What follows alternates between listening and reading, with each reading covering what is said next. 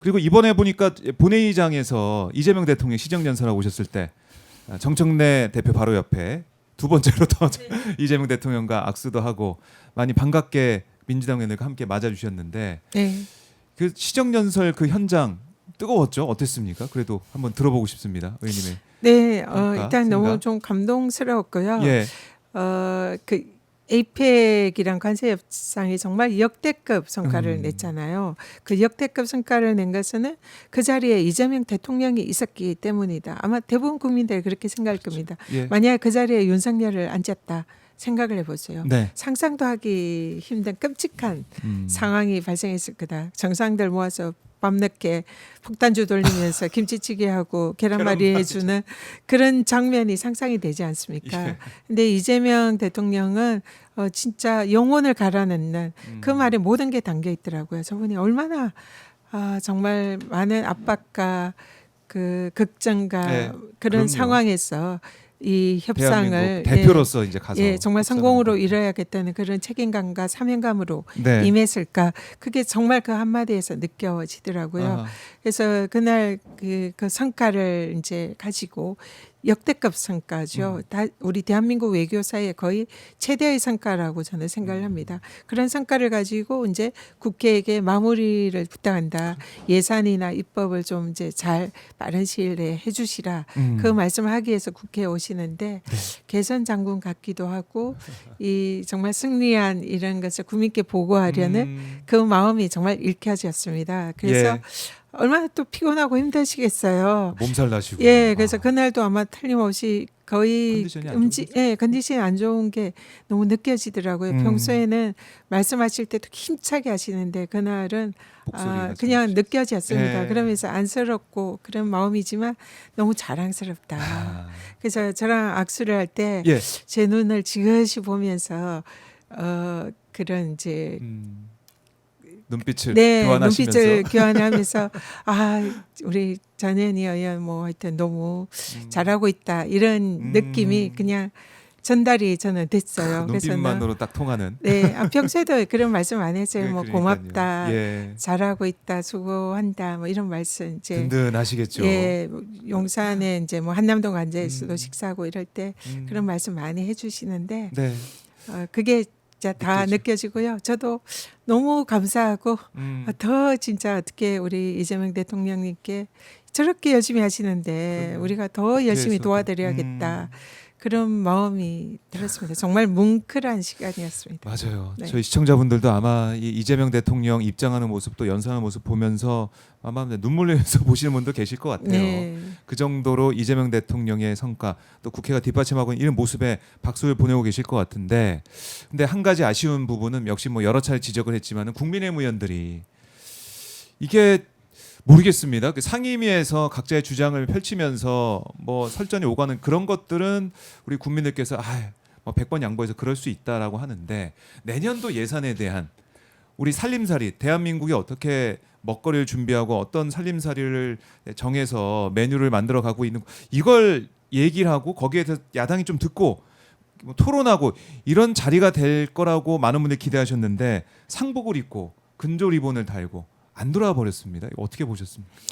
일단 그 국회라는 자리가 물론 정쟁을 할 수도 있죠. 그렇지만은 국익 앞에서는 함께 뭉쳐야 하지 않겠습니까? 네. 그래서 이런 역대급 성과를 가지고 대한민국의 국익을 위해서 이렇게 국회를 찾아서 국회 협조를 부탁하는 그 자리에 아무리 야당이지만 너무 도가 지나쳤다. 그리고 심지어 이제 대통령께서 오늘 그 로텐도어 앞에 입구에서 계단, 예. 거기서 뭐 정말 도를 넘는 막말 뭐 그런 걸 퍼부었거든요. 뭐 침묵 시한다더니 뭐 심지어 꺼져라 예, 뭐 예. 이런 얘기까지 했는데 국회가 자기들 그 안방입니까? 그 국민들의 민의의 전당 아닙니까? 대통령이 와서 국회에 가서 보고하고 국회 협조를 요구하는데 예. 거기서 꺼져라 하면은 그 도대체 뭘 하자는 건지 그래서 정말 분노할 수밖에 없는 그런 상황이었다 생각하고요. 이 검은 마스크 이거는 사실은 이 추경호 잘가 하는 자기들이 스스로 네. 장례식을 하는 그런 아. 걸로 해석할 수 있지 않을까 싶습니다. 왜냐하면 국힘이 이제 그렇게까지 극단적으로 한 거는 추경호 전 원내대표가 특검에 의해서 구속영장이 청구가 됐잖아요. 그러니까 그 위기감의 발로 이런 생각이 드는데요. 추경호 원내대표가 만약에 이제 구속영장이 발부가 되고 특검에 의해서 내란, 네. 뭐 주요 임무 종사자나 어쨌든 내란죄 혐의로 기소가 된다면 이것은 국힘이 내란 정당이다. 즉 네. 위헌 정당 해산 사유입니다. 그렇기 때문에 국힘이 굉장히 위기감을 느끼는 거예요. 그러다 보니까 추경호 이제 원내대표를 이제 구속영장 청구에 대해서 이재명 이제 대통령에게 그 화풀이하는 거죠. 왜 이재명 대통령이 근데 거기에 대해서 뭐 구속영장 청구하라고 시키지도 않은 거 아닙니까? 예. 그런데 이재명 대통령에게 책임을 덮어 씌우는 네. 그런 시위를 한 건데 사실은 그 시위를 하는 그걸 보는 이제 제3자적 입장에서 보면 추경호 원내대표 구속영장 청구됐는데 거기에 대해서 검은 마스크 쓰고 있으니까 오히려 자신들의 장례식을 치르는 거 아닌가 그런 이제 생각이 들 들더라고요. 정도로. 네. 그러니까 이게 사실 시정연 자초하고 있습니다. 자초하고 국힘은. 있다. 네. 시정연설과 이 구속영장 청구 이게 전혀 이제 뭐 등치가 안 되는 건데 그 연결시켜서 생각할 수가 없는 것인데 네. 굳이 그 침묵 시위, 그러니까 침묵 시위다 하지 않았지만 어쨌든 검은 마스크를 쓰고 상복을 입고 나온 것 자체가 자신들의 이제 정당의 미래를 그러니까요. 보고 있는 게 아니냐 이런 제3자가 생각이 들 보면 정도로. 대통령이 오셨는데 예. 국힘이 상복을 입고 검은 마스크를 쓰고 침묵 시위를 하고 있다. 네.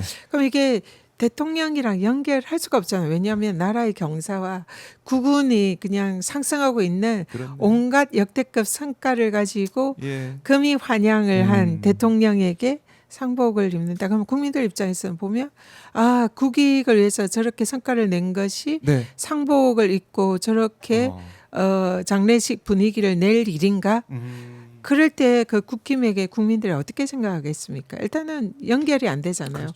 그러면은 국힘이 너무 심하다 이 생각이 먼저 들 것이고 오히려. 또 하나는 예. 그것이 추경호 원내대표의 구속영장 청구에 대한 항의의 목적이라고 하면 아 그러면 국힘이 지금 자기들이 위헌정당 해상이 될까봐 네. 저렇게 하고 있는 거 아니냐? 그럴 만하네. 국힘이 그러면 앞으로 국힘의 장례식을 지금 준비하는 거 아니야? 뭐 이렇게 볼 수밖에 없는 거죠. 그러니까 추경호 전 원내대표 당시 행적, 내란의 밤의 행적 이런 것들이 영장 이제 청구서 이런 걸 통해서 이제 언론에 계속 보도가 되고 있습니다.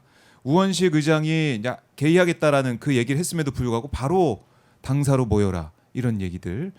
여기에 대해 특검이 이거 결국 표결 방해, 그러니까 내란에 동조한 거 아니냐, 공범 아니냐, 그러니까 주요 임무 종사자다 이렇게 이제 보고 있는 거 아니겠습니까? 네. 영장 발부 여부는 좀 봐야겠지만 일단은 네, 저거 한번 네. 화면을 보세요. 스스로 자기들 장례식을 하는 거 아니냐? 장례식을 치르고 있는 그런 느낌이에요. 네, 그런데 그렇게 생각하고 보니까 또 그런 느낌도 네, 들고. 저 자기들이 네. 뭐 이런 뭐 상복을 입고 우리 이제 장례식 예. 추경 원내대표 지금 특검에 이제 예. 구속이 됐고 그러면 우리 위헌정당 해산 될 것 아. 같아. 이러면서 스스로 자인하는 자폭하는 그런 모습인 것 같아요. 그래요. 네, 이런 가운데 한동훈 전 대표는 재판이 재개가 되면 네, 이재명 대통령이 계엄을 할지도 모른다. 이런 얘기를 계속 주장하면서 아니 민주당 의원들 왜 계엄 안 한다는 얘기는 안 하지?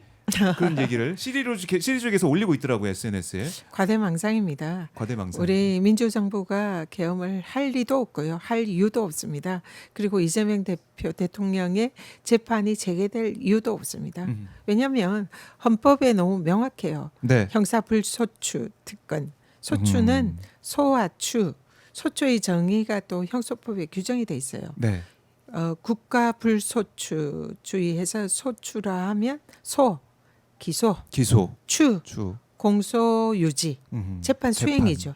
그러니까 소는 기소하는 거고 추는 재판입니다. 그렇네. 그래서 소추를 못한다고 헌법에 규정이 돼 있잖아요. 불소추 헌법, 특권, 예, 84조에. 소추. 예. 그 소추가 못한다는 게 헌법과 형소법에 규정이 돼 있어요. 그래서 여기에 대해서는 이제 사실 해석이 필요 없지만 헌법학자들이 해석을 합니다. 네. 제가 국회 도서관에 가서 헌법 교과서를 다 찾아봤습니다. 예. 찾아봤는데 제가 찾아본 모든 교과서, 모든 논문은 현직 대통령 형사재판 중단된다. 다 그렇게 기술이 돼 있어요. 거의 교과서가 한 10개, 논문이 한 9개, 뭐 그래서 19개 정도인데요. 네. 이거는 뭐 거의 헌법학계 거의 대부분의 교수들이 현직 대통령 형사재판 중단된다라고 얘기한 거나 마찬가지예요. 물론 일부는 진행된다라고 하는 교수들이 몇 분 있습니다만 교과서는 저는 찾아보지는 못했습니다. 이제 구두로 뭐 언론 인터뷰나 그런 데서 그런 얘기를 네. 하시더라고요. 그래서 헌법학계 압도적 다수설이고 무엇보다 이런 헌법과 법률과 압도적 다수설에 의해서 법원이 5개 재판에서 이재명 대통령의 재판을 중단을 했습니다. 이미 논쟁은 예. 종결됐고 끝났어요. 아하. 근데 이거를 한동훈 대표 법조인 출신 아닙니까? 근데 뭘 근거로 재판이 재개가 된다는 거예요. 재판을 재개를 하면은 사실은 이거는 위헌입니다. 위헌이다. 위헌이기 때문에 우리 민주당으로서는 바로 뭐 대통령도 네. 그렇고 헌법 소원도 할 수도 있고요. 음.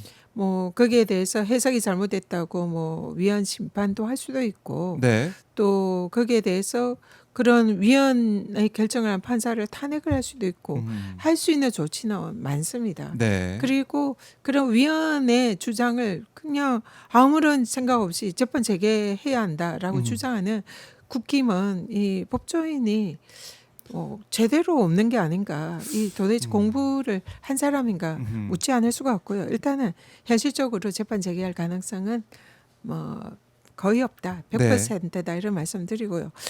일어나지도 않은 일을 근거로 해서 또 이재명 대통령이 계엄할 거다. 그거는 무슨 망언입니까? 그래서 자신의 과대망상이다. 과대망상. 그리고 너무 무식하다. 예. 이런 말씀드립니다. 그래요.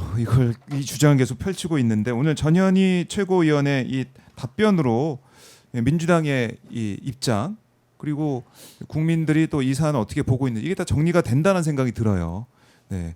한동훈 전 대표가 계속해서 SNS에 민주당 계엄 안 한다고 하면 되지 왜 그 얘기를 못해라고 하고 있는데 계엄할 리도 없고요. 할 이유도 없습니다.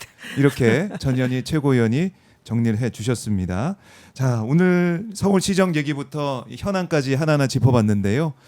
벌써 시간이 다 됐습니다. 오늘 보내드리고 다음에 또 모셔가지고 현안 얘기 또 서울시정 얘기 듣겠다고 약속을 드리면서 오늘은 보내드리고요. 가시기 전에 못다한 말씀 있으면 꼭 말씀 듣고 마무리하겠습니다. 네, 지금 내란을 종식하는 마지막 그래서 새 시대를 여는 지금 어둠이 이제 이렇게 마지막 어둠이고 곧 새벽이 온다 생각합니다. 그래서 저는 어둠을 종식하고 새벽을 준비하는 마무리 투수 역할로서 우리 국민들과 함께 끝까지 책임을 다하고 마무리를 하겠다.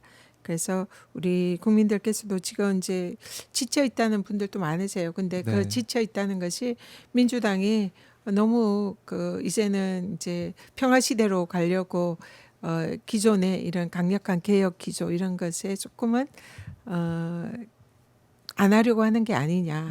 너무 여당화되는 거 아니냐. 이런 걱정도 많이 해주시더라고요. 그래서 좀 더 힘내서 네. 더 강하게 좀 개혁 과제를 마무리해달라 이런 말씀 많이 듣습니다. 네. 그 부분에 대해서도 수석 최고위원으로서 여러분들과 함께 개혁 과제 반드시 마무리하고 내란 확실히 종식하고 이제 새로운 희망의 시대를 열어갈 수 있도록 열심히 하겠다 말씀드립니다.